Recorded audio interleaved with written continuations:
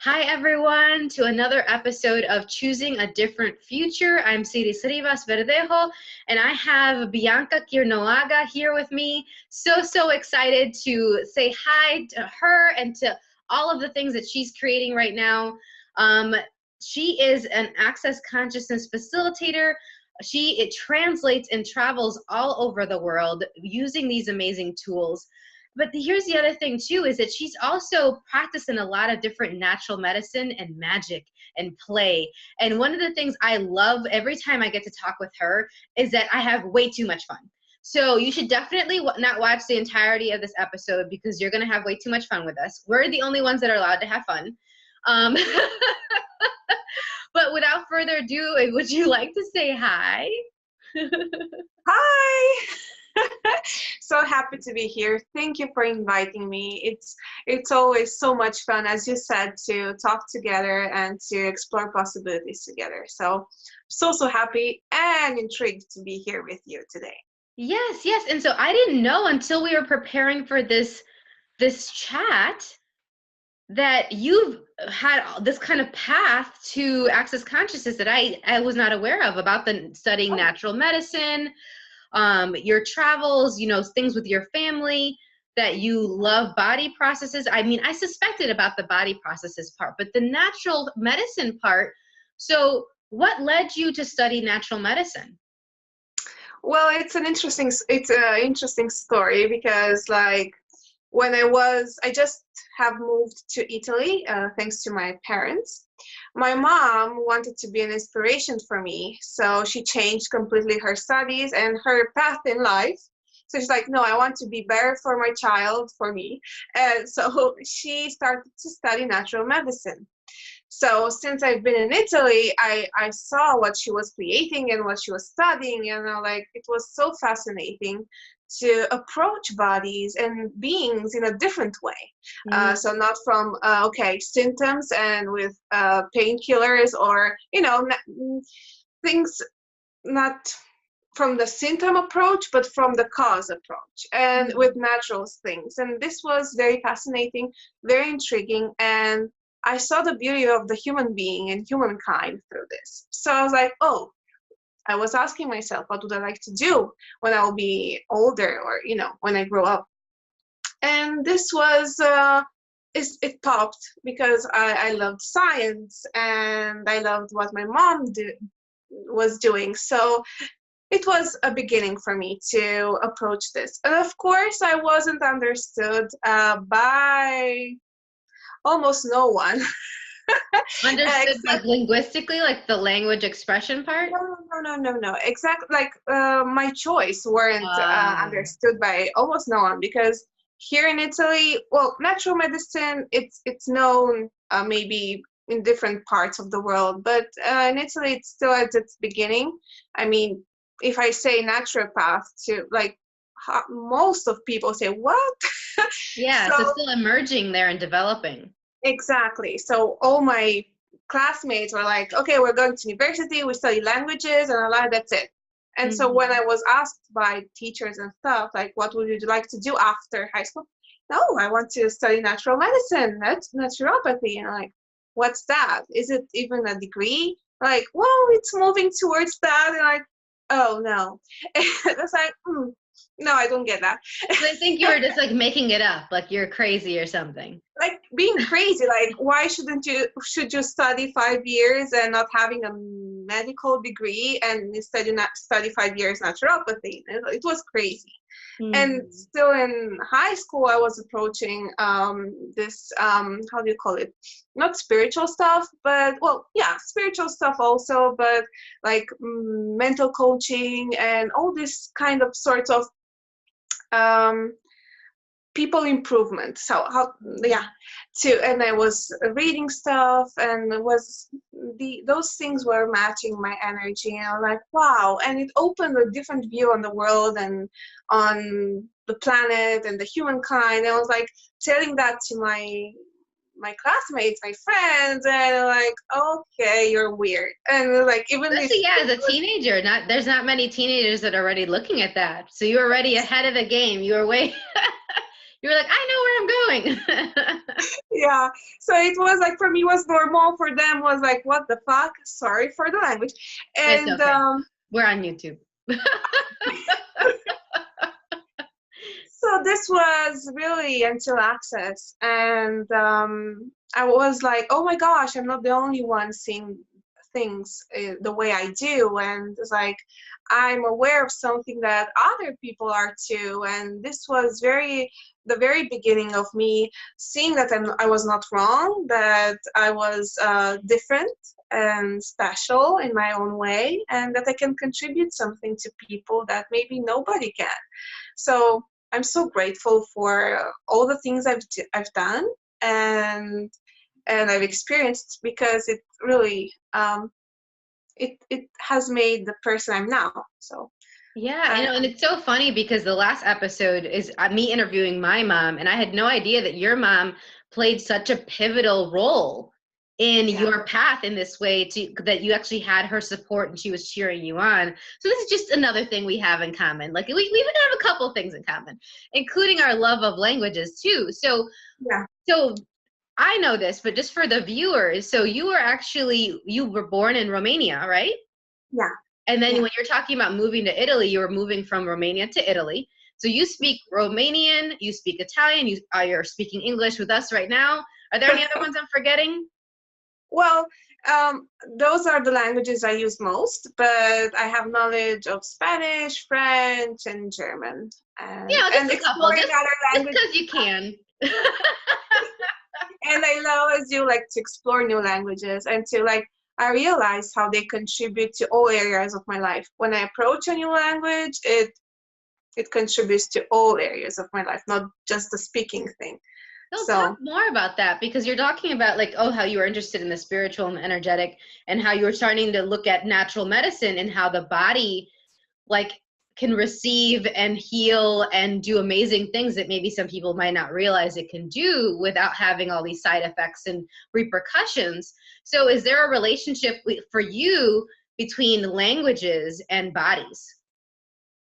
Oh, it's an interesting question. Thank you. It's like, for the body, what happened to me with Chinese, because I studied a little bit of Chinese, and it was... Are you guys tracking right now? Like, we're at like language number 8, I think now. Well, it was unexpected. The studying of Chinese was very unexpected. Anyhow, when I started approaching it, it was my whole life, and my approach to, like, I was very diligent, I was very organized, I was doing so many stuff, I was very productive, I was very focused. I did so many things that year I started Chinese I've never done in my whole life. So like, oh, what changed since like this year? And nothing has changed. Well, almost nothing has changed, except for the fact that I started Chinese. And then I realized, oh, the energy of a language has an impact on people. And well, this was for Chinese, and then I approached other languages just to play with it. I didn't make it serious. And this happened with different languages, and I saw the contribution that can bring to someone's life. And with the bodies, as you mentioned, well, every culture, every country has a different way of talking, of body language. So definitely, if you approach, like, let's say a country like Spain or Latinos, like, they have a more intimacy with their body maybe, and they're more aware of their body, of their movements, and they're more sensual. So this could contribute actually to create more intimacy with your body if you're not a Latino, or you know. And I started approaching. Wow, it's almost like you're saying that, like, when you're each time you're adding on a language, like, you're adding on the different capacities that culture, that language has, like, within your body. Like, that gives me goosebumps, because you know me, I love languages as well. I'm such a language dork, and and I hadn't really looked at it that way. And that's totally opened up my eyes to another reason why I love languages, because it's like you get to duplicate those attributes of the people of that Exactly. language, and that what that language brings, because each language has a rhythm, each Yeah. language has this music to it, but also the physicality of each language. You know, it's true, as being born in Puerto Rico, being in the Latin American culture, we're very physical, we gesture a lot. The rhythm of the different dialects of Spanish is different, and it kind of unlocks different things Exactly. in your body. Huh. Exactly. I hadn't Yeah. looked at that. Thank you. Wow, wow, wow. It So what are was some of the other very skills that you've gotten from adding on these other languages then? so with Italian, of course, I started to gesticulate a lot. You Like, didn't before then? no, in Oh, that's Romania, so it's funny. not common. And as of Okay. with northern countries in Europe or even like in the Americas, it's not very common to use your hands or to use your body when you talk. Mhm. Meanwhile, now if I'm on a stage or something, I move my body a lot because my body wants to communicate something. And like, oh my gosh, I'm moving my body a lot. Like, who cares? It's like, it's adding energy, and it's like what I'd like to share with people. It's energy because everything is energy, right? Yeah. So approaching, like seeing languages or cultures as like ingredients, like, oh, I'd like to have this in my world. I have to like to have this in my world. Like, huh, what language can I play today with? Oh, Uh, wow. I love that let's idea. It's like contribute you're to my ordering life. off of a menu. Yeah, exactly, exactly. So I'm telling people, like, because I teach also Italian to people, and I was like, okay, play with languages. You don't have to learn a language. You can just play, like pick a word in a dictionary from whatever language, what pops for you, and play with it that day and see Mhm. what changes, you know? So Gosh, it you know, that makes works me for think me. like, wow, what, you know how they have like those word of a day, like little, like, you know, you can rip off a card, but they Yeah. always have it in like one language at a time. I've never seen it where they have a different one, like a different language each day. We should create that, Bianca. Like, how much fun would that Yes. be? Like Yes. language, world language cards, but like for playtime. Like just to, ooh, and the I colors. like that. Ooh, Wow. that's a fun idea. And what else is possible now? Yeah, yeah. I love that. I love that. So you are adding on and we're ordering from the menu. We can see now how, if you don't aren't already familiar with the language though, how would you know that that language or culture has that particular characteristic or attribute for you to order off of the menu? Well, you can start with the points of view you have about that cultures. Like, I mean, even though you haven't been to a country or you haven't seen it or experienced it, you kind of have heard or made yourself a point of view about that culture. So Hmm. like, even for me, I have never been to Spain or to Latino except for Italy, but Italy is not Latino. So it's like, even if I've never been to Spain or Portugal or Brazil, I have this point of view of like, oh my gosh, it's very physical, as you say. It's very sensual. It's like, if I'd like to explore that area of my life with my body, I will definitely approach Spanish, or Swedish if I want to being organized, or very like very, if I want to explore, if I want to Like be the more proper diplomatic. professional kind of points of Yeah, view you would have exactly. that. If I You know, want to as you're saying explore that, for me, I've been looking lately, and I think I mentioned it to you a little bit, playing around with silences. Like we can silence. talk, we both love to talk. That's one of the things I love about our interaction. We'll talk, we smile, we hug, we're great, right? But one of the things I've been asking for more and more, and it's showing up with practice, lots of practice, is me being more comfortable with silence. And so the language is like a lot of the Asian cultures, they're a lot more comfortable with silence, with Yeah. them not having to say and fill in the silences with their words all the time. And so maybe if I was interested in that, then I would want to learn like Japanese or Chinese. Or I remember in Thailand, every block there was a temple where people were praying. Wow. And it was not just like a little temple; it was like gold temples. You know? But they were there, and when you were in those spaces, there was this hush that Yeah. was really beautiful to behold, and that really invited me, just being in those spaces. Yeah, true. more comfortable with silence. So I wonder what it would create if I actually chose to learn Thai. That might be my next one. On the list. Yeah, right. There's a long list. Yeah. Not quite as long as yours, but yeah, it's getting there. No, it is. I mean, you studied Korean, and there's no bunch of languages. Come on, we are. For us, also the joy of it. Yes. The joy, yeah, the joy and curiosity. That's it. Yeah. So wow. Okay. So you were learning about naturopathy, and then you moved to Italy. You were studying, so you're away from home, away from Romania. How did your family in Romania respond to you moving, and how has that changed at all over the course of your time now? Because you've been living in Italy for a while. Yeah, 12 years. And actually, it was not a very hard moving, because my parents were already here. They had a situation. So it's like they had a good environment for me. They were preparing for it for kind of a long time. They prepared a long time. So I wanted so much to come here. I cannot explain why, because I don't know why. It's like it was something I was aware of something. And since the first time I saw Italy in vacation and holiday, they're like, oh my gosh, I want to move here. It's like, my parents, no, we're coming back to Romania. You just have to wait a little bit. And I'm like, okay. And then look at that. I came to Italy. How does it get in there? So I made it.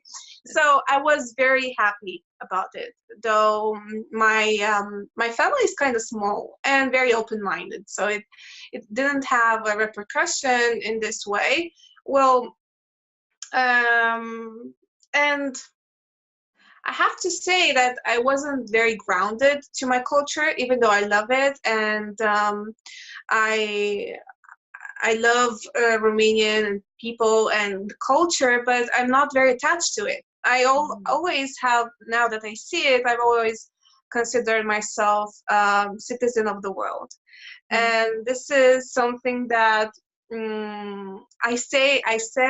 I told people over and over, but it's like, oh my gosh, it's true. It's like, it wasn't just a way of saying, it's true. It's how I feel about it. And that's why I have so many friends from all over the world, and including you. And it's like, we're all together here. It's not a thing of culture or countries. Like, every country is a different color that you add to your universe. So that's how I see it. And actually, that's how I think I was very lucky with my family in this way. So I'm very grateful.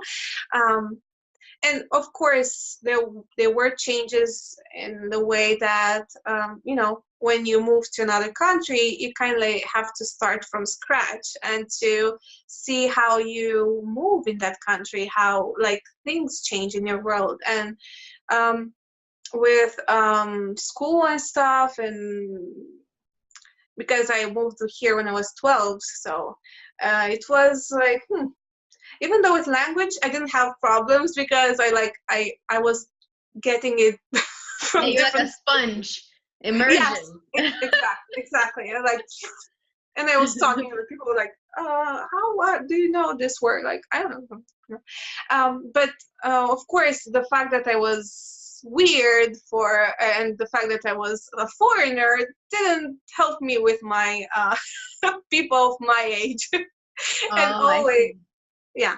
So being different was not very fun, always so fun. And it became with time, let's say.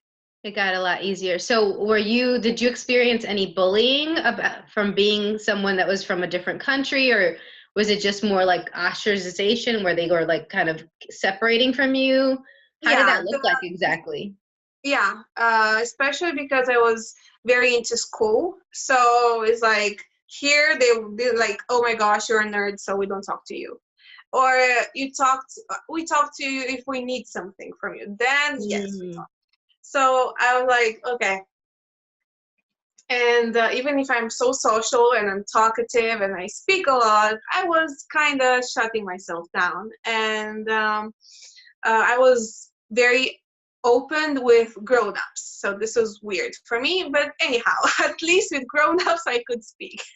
Yeah, yeah. And not bullying, no, no, but being isolated, yes, for sure. Mhm. The Mhm. more I studied something different from them, the more I was reading something different from them, yes, even more. But then things changed, and so yeah, it So now what if I was that look. moment? Was there a certain moment where it started shifting, or was there something that you were choosing at the time that made that shift happen sooner or faster or easier than it would have otherwise? When well, I always asked for friends, to have friends to speak, to create with, and I remember a year in particular. It was I started theater, and at the same time to write for the newspaper of the school. So I was like, oh my gosh, I kind of, oh my gosh, there's so many people, and I found people who are like kind of me, Mhm. and I was like, oh my gosh, there are some people like me. I was so happy. I think we can And all relate to that when you find like those one or two people that are like, wow, I can actually be myself around you. And it's such a yes, gift. and I don't know if it happened to you, but for a lot of long time, I was like trying to be normal or like to be the same as everyone else. So I Mhm. was struggling to be that, like, I can do it, I can do it, and then I was like realizing that no, I cannot. Like, fuck, It's and not really going to work for me to be no, normal. Yeah. exactly. So I didn't try. Like, hope I I didn't try it anymore. So like I didn't talk that much, but I didn't change myself. I just didn't talk that much. So when I found these people with similar points of view or like open-minded, I could talk everything about with them. It was easier. And writing for the newspaper was such a beautiful because I love writing. So I was like, oh my gosh, I will bring so many gems to them, like being open-minded and thinking out of the box. And like I was So you are writing about being different. exactly. And Huh. How did they people were, like, what feedback did you get from your writings?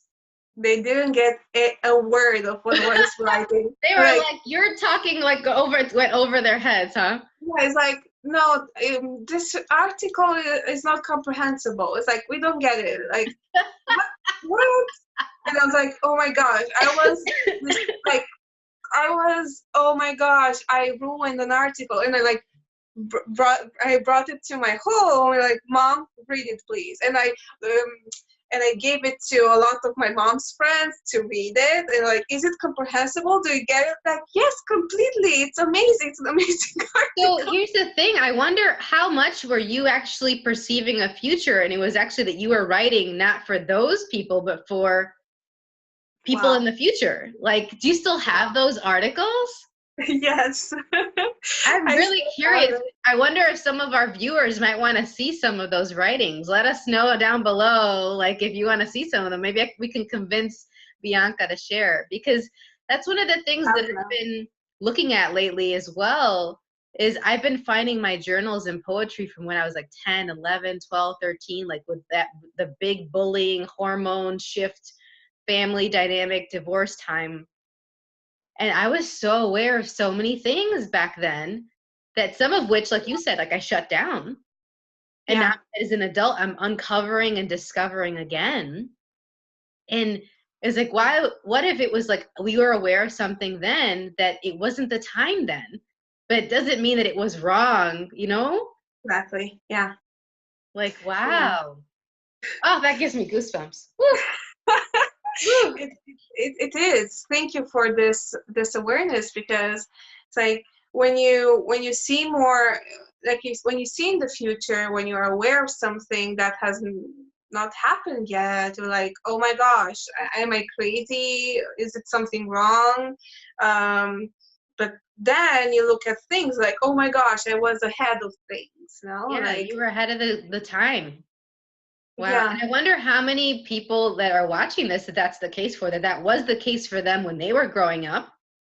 And that is the case Well, for them now. Like, well, we know what's possible in the future, and it's like it's showing up right now, right here. Exactly. Yeah. Well, I'm sure I was the only one. Come on. It was just the two of us, and like my brother, because my brother talks about it all the time too. He was on the show, the first episode with my sister, and he told us after a couple, I don't remember how old he was. I think he was like 9 or 10, and we had this conversation about energy and messages from spirit, and he said that he was perpetually living deja vu.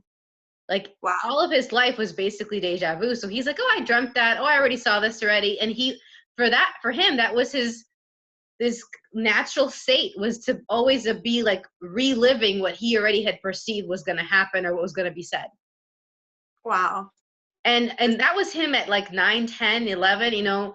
I wonder how many kids that's the case for now. And they think that that's everybody else is doing it, or that they're wrong because they have that capacity and that gift. And like, now it's like, what could they do with that gift? Like, yeah. Wow. And I wonder how that intersects with language learning too. Wow. Yeah, totally. It could be a very big contribution to that also. Because are you using that when you're learning languages, or when you're playing with languages, your awareness of future? Wow. Yeah, wow. Could be. Yeah. Yeah. It's like, it's not what I found out is like the curiosity for language doesn't come from a utilitive purpose. So it's like, I'm not approaching a language because I need it. Mm-hmm. I just approach it because like, oh, I get like, oh, this could be a contribution for me today. Mm-hmm. Or, as you said, for the future, like, what are you aware of? No, it's like, wow, it definitely could be. So it's like, if you can use everything to your advantage to empower yourself to it, like, there is no, how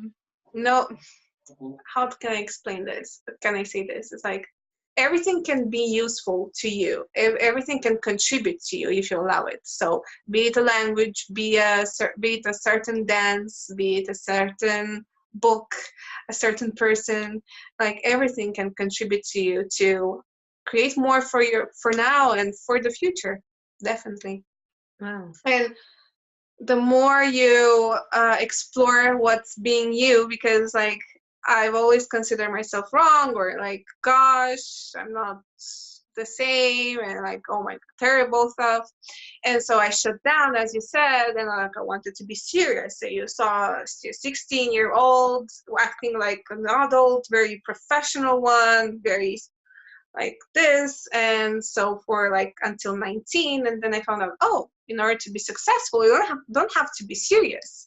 You just have to be you. Or like, okay. So I dropped the costume of serious, and I like embraced Bianca again, and which is not serious after all.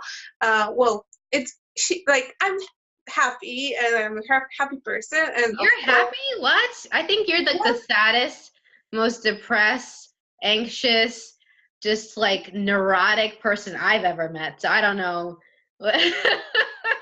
Gosh, you got me. You caught me. I'm kidding, everyone. I'm kidding. No, they didn't notice it. Yeah, they haven't picked up. They're not tracking. Yeah. But here's the thing with the awareness of future and language. Like, I'm wondering, when you were like, oh, I'm going to move to Italy, and I'm going to add all these other languages to my life and these things. It's like, you know, all of those choices led to this life that you have right now. Like, yes. So one of your businesses, one of your revenue streams is translating for Access Consciousness. Yeah. Would you be able to do that if you hadn't added all these languages to your skill set and moved to Italy? Yeah, it's true. It's true. Know what I mean? So I'm wondering if you at 12, like, what you were aware of, then be like, this is the life I'd like, that has all this travel, that has all this love of language. Yeah, exactly. That gets to empower people with their bodies in a natural way. Like, Yeah. And it's really an amazing thing. It's Well, it is the language itself, but it's like not so many people who know, I know, one or two languages get to know people from all over the world. And it's like this being that open and like that willingness and curiosity about all people, like, oh my gosh, I wonder how you live, like how do you create, or it's like this added so many amazing people from different cultures, from different languages. Like as translator in Access, Access classes are being translated in more than 20 languages now. So every language has a whole set of translators, and you get to learn even through Access a lot of languages, or a lot of it's truly and outside of Access, I have another community of people all over the world with travel and stuff. So it's really being global and not being local, just local anymore. And this opens you a lot. And this is going to be the future, because it's being global is the future. Yeah. And I get that, the younger the people, they know that already with how social media is, and how that for a lot of young folk right now, they don't remember when it took so much time and effort to connect with someone across the world. They're just like, boop, boop, boop, YouTube, boop, boop, boop, social media, Facebook, like Instagram, Snapchat. They're like, what do you mean I can't talk to somebody in Thailand if I wanted to? Of course I could. I could just message them right now. Like, they don't get that it took a lot more before to do that. So when you're talking about receiving and being this global citizen and translating and playing with languages, one of the questions that kind of comes to mind was, so what strategies or considerations do you use when you're translating for languages, for Access Consciousness classes or for anything else? And is there any relationship between those tools and considerations and the fact that you're so inclusive and you're willing to receive from all these different languages and cultures? So like the question would be like, what strategy do I use? Yeah. And is there anything about the receiving of other people and other cultures that helps you be a better, more effective translator? Well, definitely. Well, the fact of being global, it's like what I really have perceived, and I noticed that the more you go out, like you don't function as local, the more you like see those who are different parts of you. It's like if there is a different culture, or someone has a different point of view or a different way of seeing things, and you're okay with it. You don't judge it anymore. So with this, the judgments drop away and fade away, because it's like you cannot judge something that's just different than you. It's not wrong or bad, it's just different. So in this way, it helped me a lot to look at my work as, okay, it's not terrible if I'm doing something wrong, or if I do mistakes, or like it just see everything as an adventure, and you do your best, and you don't judge yourself for not being the best of things. You just enjoy it. So what I'm looking at in my work and with my translation is really enjoy it, and have the best time ever, and do my best in the way of like, okay, it's being me, willing to do this. I love doing this. So it's like, okay, let's play. So this approach of not being very like serious, but still doing my best in the most joyful way. So like no judgments, playing and enjoying the time I'm dedicating to that. So definitely this helps me a lot. So one of the things, if I'm hearing you correctly, it's that like as you're adding on more languages and you're learning and being aware of more cultures and more bodies and all of the things that we've been talking about over the course of this show, that it helps you let go of judgment of yourself and of other people more and more. Like that's one of the things maybe we can order off of the menu. Like as we're adding on languages, we're letting go of our judgment. Exactly. Wow. That's kind of cool. Wow. Yeah. Thank you for that. Thank you. Thank you. It's like there are things that are showing up in this conversation that's like, wow, yes, that's it, exactly.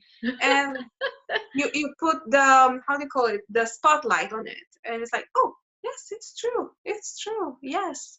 And actually, the global way of things, like embracing all the different people that exist on this planet, like if you function from local and you see just a group of people, like you try to be that like them, you always judge yourself, like because you think that's the only group you'll get to be in or try to be in. If you expand yourself and see like, oh my gosh, there's not just that group, there are like 8 billion people on this planet. It's like there must be someone who like is similar to me or like different in my same way or like, you know, just different and open-minded like me, you know. It's Yeah, like I'm willing to receive me. Yeah. exactly willing to receive me beyond everything that could stop that, and just play with me, and then you don't have to judge yourself anymore because there's nothing to judge, and it's like you just play with people that are on the same wave as you are, Yeah. and you're willing to receive from anyone and everything. So yeah, definitely. I love that. Thank you so much, Bianca, for being on the show, for shining a spotlight. Just exactly like both of us together. Where I get that we are shining a spotlight on what else is possible with language and bodies and choice. And I really hope that this anyone who is struggling with this, who feels that they're different, who has this perception of what's possible in the future and what they'd really like to have with their bodies and languages, that this might resonate with them. So thank you so much for being on, and thank you everyone for watching this show, this episode. We're gonna have all of Bianca's contact information below on the description, so feel free to comment, to send her questions. She's on Facebook, she's on Instagram. She has a bunch of different things going on, and we'll let y'all know about that as well. But thanks so much for checking us out. And you can go to choosingadifferentfuture.com to submit other guest requests and submissions, and keep us posted as to what shows up for you when you are looking at some of these things that we've been talking about today. And until next time, thank you, Bianca. Well, to see feedbacks and comments and to play together. And thank you, Siris, for this amazing conversations and the beautiful guests you have. And wow, we are creating for the future. Absolutely. Thank you. Yes. Oh, don't forget to subscribe to the channel below. Yes. Okay. Subscribe. Here. Bye.